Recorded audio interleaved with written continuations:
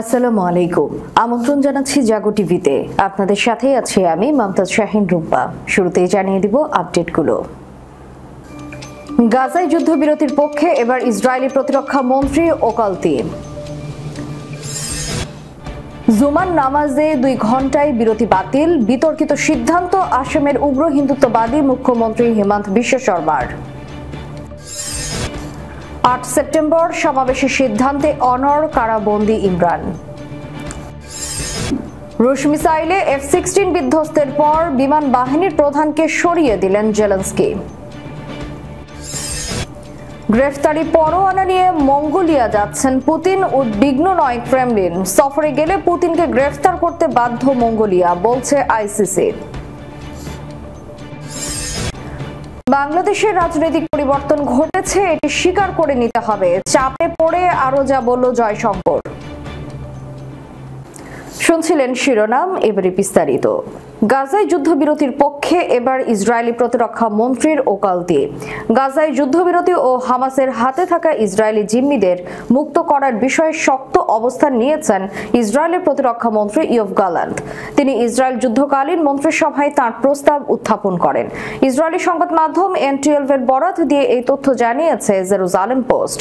ফিলিস্তিনি ভূখণ্ড গাজায় যুদ্ধবিরতি, জিম্মিদের মুক্তি ছাড়াও হিজবুল্লাহর হামলার কারণে ইসরায়েলের উত্তরাঞ্চল থেকে যেসব ইসরায়েলিকে সরিয়ে নেওয়া হয়েছিল তাদেরও নিজ নিজ বাড়িতে ফেরানোর পক্ষে কথা বলেছেন ইয়োভ গালান্ট। এই লক্ষ্যে একটি বিশদ পরিকল্পনাও প্রস্তুত করেছেন তিনি। ইসরায়েলি প্রতিরক্ষা মন্ত্রীর এই পরিকল্পনায় গাজায় যুদ্ধবিরতি ও জিম্মিদের মুক্তির প্রতি জোর আরোপ করা হয়েছে এবং এমনটা না হলে কি ধরনের ফলাফল হতে পারে সে বিষয়েও সতর্ক করা হয়েছে। এতে গালান্ট বলেছেন, গত 11 মাসে আমরা 7টি ভিন্ন ফ্রন্ট থেকে আক্রমণের সম্মুখীন হয়েছে এবং কার্যকরভাবে সাড়া দিয়েছে। গাজায় আমরা হামাসের বেশিরভাগ ব্রিগেড ও ব্যাটালিয়নকে পরাজিত করেছে। ওই পরিকল্পনায় গালান্ট আরো বলেন, গাজা উপত্যকায় ইসরায়েলি প্রতিরক্ষা বাহিনীর সামরিক সাফল্য গাজা সীমান্তবর্তী সম্প্রদায়ের অনেককে নিজ নিজ বাড়িতে ফিরে যাওয়ার সুযোগ দিয়েছে। এই অভিযান উল্লেখযোগ্য সংখ্যক অপহৃতকে ফিরিয়ে আনার জন্য অনুকূল পরিস্থিতি তৈরি করেছে এবং অতিরিক্ত জিম্মিদের মুক্তির পথ প্রশস্ত করেছে। ইয়োভ গালান্ট বলেন, উত্তর ফ্রন্টে আমাদের লক্ষ্য পরিষ্কার, উত্তরাঞ্চলের বাসিন্দাদের তাদের বাড়িতে নিরাপদ প্রত্যাবর্তন নিশ্চিত করা। এই উদ্দেশ্য অর্জনের জন্য এই বাসিন্দাদের নিরাপদ প্রত্যাবর্তন অন্তর্ভুক্ত করার জন্য আমাদের যুদ্ধের লক্ষ্যকে বিস্তৃত করা প্রয়োজন। তিনি বলেন, এই সমন্বয়ে হামাস নির্মূল ও জিম্মিদের প্রত্যাবর্তন নিশ্চিত করার জন্য আমাদের অটল প্রতিশ্রুতিকে হ্রাস করবে না। জুমার নামাজে 2 ঘণ্টার বিরতি বাতিল, বিতর্কিত সিদ্ধান্ত আসামের উগ্র হিন্দুত্ববাদী মুখ্যমন্ত্রী হেমন্ত বিশ্ব শর্মার। মুসলিম সংসদরা যেন নামাজ আদায় করতে পারেন সেজন্য যুগ যুগ ধরে আসামে জুমার নামাজের জন্য 2 ঘণ্টা সংসদের কার্যক্রম স্থগিত রাখা হতো। তবে শুক্রবার সংসদের রুলস কমিটি একটি প্রস্তাব গ্রহণ করে। এতে বলা হয়, শুক্রবারের অধিবেশনেও অন্য দিনের মতো হবে। এ ব্যাপারে এক বিবৃতিতে রুলস কমিটি বলেছে, সৃষ্টির পর থেকে আসামের আইনসভার কার্যক্রম সকাল 11টা থেকে 2 ঘণ্টার জন্য স্থগিত করা হতো শুক্রবারে। এরপর মধ্যাহ্নভোজ ও মুসলিম সাংসদরা ফিরে আসার পর অধিবেশন আবার শুরু হতো। অন্যদিনে ধর্মীয় কোনো কারণে অধিবেশন স্থগিত ছাড়াই সংসদের সব কার্যক্রম চলে।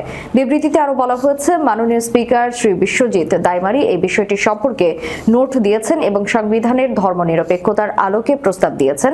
অন্যদিনের মতো শুক্রবারও মুসলিম সাংসদদের নামাজের বিরতি না দিয়ে আসামের আইনসভার কার্যক্রম চলবে।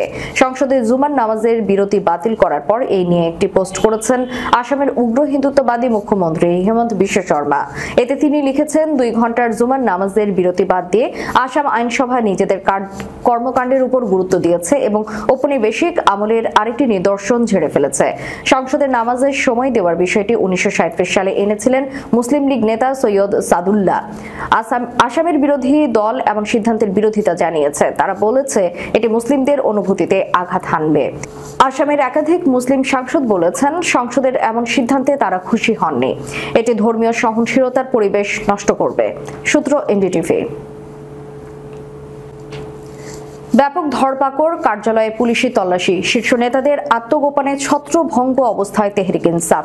কিন্তু এরপরও আগামী 8ই সেপ্টেম্বরের ঘোষিত সমাবেশ বাস্তবায়ন করার ঘোষণা দিয়েছেন দলটির প্রতিষ্ঠাতা জেলবন্দি ইমরান খান। দেশের জনগণকে 8 সেপ্টেম্বর ইসলামাবাদে দলের সমাবেশে যোগ দেওয়ার আহ্বান জানিয়েছেন তিনি। একই সঙ্গে সমাবেশে যোগদানে কোনো বাধা আসলে তা প্রতিহত করারও আহ্বান জানান তিনি। বৃহস্পতিবার আদিয়ালা জেলের অভ্যন্তরে দুর্নীতির মামলা শুনানির সময় সাংবাদিকদের সঙ্গে আলাপকালে এ কথা বলেন ইমরান। আলাপকালে সন্ত্রাসবাদের নিন্দা করে তিনি বলেছেন, এটি দেশের ক্ষতি করছে। ইসলামাবাদে পিটিআইয়ের সমাবেশ নির্ধারিত সূচি অনুযায়ী হবে। আমি সমগ্র জাতিকে 8 সেপ্টেম্বর বের হয়ে আসতে বলছি। সেদিন কোনো ধরনের বাধা বরদাস্ত করবে না, বলেন তিনি। কয়েকদিন ধরে পাকিস্তানের গণমাধ্যমে বলা হচ্ছিল, আত্মগোপনে থাকা শীর্ষ নেতাদের জনসম্মুখে বের হওয়ার নির্দেশ দিয়েছেন ইমরান খান। তবে পরিস্থিতি অনুকূলে না থাকায় এখনই প্রকাশ্যে না আসতে পরামর্শ দিয়েছেন তিনি। এ সময় আত্মগোপনে থাকা নেতাদের এখন বের না হওয়ার পরামর্শ দেওয়া হয়েছে। ইউক্রেনের বিমান বাহিনীর কমান্ডার মাইকোলা ওলেশচুককে বরখাস্ত করেছেন দেশটির প্রেসিডেন্ট ভলোদিমির জেলেনস্কি। শুক্রবার একটি ডিক্রি জারি করে তাকে বরখাস্ত করেন তিনি। বৃহস্পতিবার ইউক্রেনের সামরিক বাহিনী জানায়, গত সোমবার একটি বড় রুশ হামলা প্রতিহত করার সময় পশ্চিমাদের দেয়া F-16 যুদ্ধ বিমান বিধ্বস্ত হয় এবং এর পাইলট নিহত হয়েছেন। এই তথ্য জানানোর পরের দিনে বিমান বাহিনীর প্রধানকে বরখাস্তের ঘোষণা করা হলো। জেলেনস্কি বলেন, আমি বিমান বাহিনীর কমান্ডারকে প্রতিস্থাপন করার সিদ্ধান্ত নিয়েছি। আমি আমাদের সব সামরিক পাইলটদের কাছে চিরকৃতজ্ঞ। তবে ঠিক কী কারণে তাকে বরখাস্ত করা হয়েছে তা না জানালেও জেলেনস্কি বলেন, কর্মীদের অবশ্যই সুরক্ষা দিতে হবে এবং কমান্ড স্তরকে শক্তিশালী করার প্রয়োজন রয়েছে। ইউক্রেনের জেনারেল স্টাফ জানিয়েছে, জেনারেল লেফটেন্যান্ট আনাতোলি ক্রাইভোনজকা সাময়িকভাবে বিমান বাহিনীর প্রধান হিসেবে দায়িত্ব পালন করবেন। ইউক্রেনের সামরিক বাহিনী সোমবারের বিধ্বস্তের কারণ জানায়নি, তবে বলেছে যে বিমানটি রাশিয়ার লক্ষ্যবস্তুর কাছে যাওয়ার সময় বিধ্বস্ত হয়েছিল। সোমবার ওলেশচুক বলেছিলেন, এই ঘটনা তদন্তে সহায়তা করছে যুক্তরাষ্ট্রের অংশীদাররা। একজন মার্কিন প্রতিরক্ষা কর্মকর্তা রয়টার্সকে বলেছেন, রাশিয়ার গুলির কারণে যুদ্ধ বিমানটি বিধ্বস্ত হয়েছে বলে মনে হচ্ছে না। পাইলটের ভুল থেকে যান্ত্রিক ত্রুটির সম্ভাবনা কারণ তদন্ত করা হচ্ছে। আন্তর্জাতিক অপরাধ আদালতের গ্রেফতারি পরোয়ানা ঘাড়ে নিয়ে চলতি সপ্তাহে মঙ্গোলিয়া সফরে যাচ্ছেন রাশিয়ার প্রেসিডেন্ট ভ্লাদিমির পুতিন। এই আদালতের সদস্য মঙ্গোলিয়া, তাই দেশটিতে তিনি গ্রেফতার হতে পারেন কিনা এমন প্রশ্ন উঠছে। তবে ক্রেমলিন বলছে এই নিয়ে তারা মোটেও উদ্বিগ্ন নয়। 2022 সালের ফেব্রুয়ারি মাসে ইউক্রেনে অভিযান শুরু করে রাশিয়া। এরপর 2 বছরের বেশি সময় ধরে দুই দেশের মধ্যে যুদ্ধ চলছে। এরই মধ্যে ইউক্রেনের শিশুদের অবৈধভাবে দেশটি থেকে সরিয়ে নেওয়ার অভিযোগে 2023 সালের মার্চ মাসে পুতিনের বিরুদ্ধে গ্রেফতারি পরোয়ানা জারি করে আইসিসি। পরোয়ানা জারির পরে প্রথম আইসিসির কোন সদস্য দেশে যাচ্ছেন তিনি। আগামী মঙ্গলবার মঙ্গোলিয়া যাওয়ার কথা রয়েছে পুতিনের। দেশটিতে তার গ্রেফতার হওয়ার সম্ভাবনা নিয়ে ক্রেমলিনের মুখপাত্র দিমিত্রি পেসকভ বলেন, উদ্বিগ্ন হবার মতো কিছু নেই। এই নিয়ে মঙ্গোলিয়ায় মিত্রদের সঙ্গে আমাদের ফলপ্রসূ আলোচনা হয়েছে। তিনি আরও বলেন, সফর সংক্রান্ত সব বিষয়ে খুবই সতর্কতার সঙ্গে প্রস্তুত করা হয়েছে। হেগ ভিত্তিক আন্তর্জাতিক অপরাধ আদালতের রোম চুক্তিতে 2000 সালের ডিসেম্বরে স্বাক্ষর করেছিল মঙ্গোলিয়া।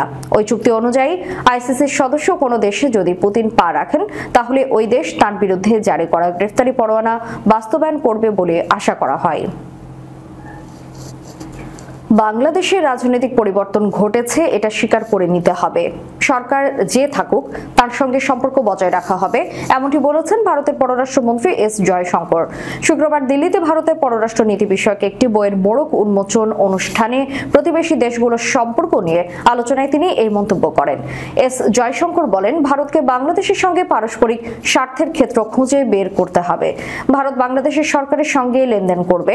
তিনি বলেন, আপনারা সবাই জানেন, স্বাধীনতার পর থেকেই বাংলাদেশের সঙ্গে আমাদের সম্পর্ক ওঠানামার মধ্য দিয়ে গেছে। আর সরকারে যে থাকে তার সঙ্গে সম্পর্ক বজায় রাখবো, এটাই স্বাভাবিক। কিন্তু এটা আমাদের স্বীকার করে নিতে হবে যে বাংলাদেশের রাজনৈতিক পরিবর্তন ঘটেছে, আর রাজনৈতিক পরিবর্তনে বিঘ্নিত হতে পারে সম্পর্ক। আমাদের সম্পর্কের বিষয়টিকে পারস্পরিক স্বার্থের প্রেক্ষাপট থেকে দেখতে হবে। আলোচনাকালে ভারতের পররাষ্ট্রমন্ত্রী পাকিস্তান ও আফগানিস্তানের প্রসঙ্গ নিয়েও কথা বলেন। দর্শক, শেষ করার পূর্বে সংবাদ শিরোনামগুলো জানিয়ে দিব আরো একবার। গাজায় যুদ্ধবিরতির পক্ষে এবার ইসরায়েলি প্রতিরক্ষা মন্ত্রী ওকালতি। জুমার নামাজে 2 ঘণ্টায় বিরতি বাতিল, বিতর্কিত সিদ্ধান্ত আসামের উগ্র হিন্দুত্ববাদী মুখ্যমন্ত্রী হিমন্ত বিশ্ব শর্মার। 8 সেপ্টেম্বর সমাবেশের সিদ্ধান্তে অনড়, কারাবন্দী ইমরান। রুশ মিসাইলে F-16 বিধ্বস্তের পর বিমান বাহিনীর প্রধানকে সরিয়ে দিলেন জেলেনস্কি। গ্রেফতারি পরোয়ানা নিয়ে মঙ্গোলিয়া যাচ্ছেন পুতিন, উদ্বিগ্ন নয় ক্রেমলিন। সফরে গেলে পুতিনকে গ্রেফতার করতে বাধ্য মঙ্গোলিয়া, বলছে আইসিসি। বাংলাদেশের রাজনৈতিক পরিবর্তন ঘটেছে, এটি স্বীকার করে নিতে হবে, চাপে পড়ে আরো যা বলল জয়শঙ্কর। এতক্ষণ আমাদের সাথে থাকার জন্য ধন্যবাদ। আল্লাহ হাফেজ।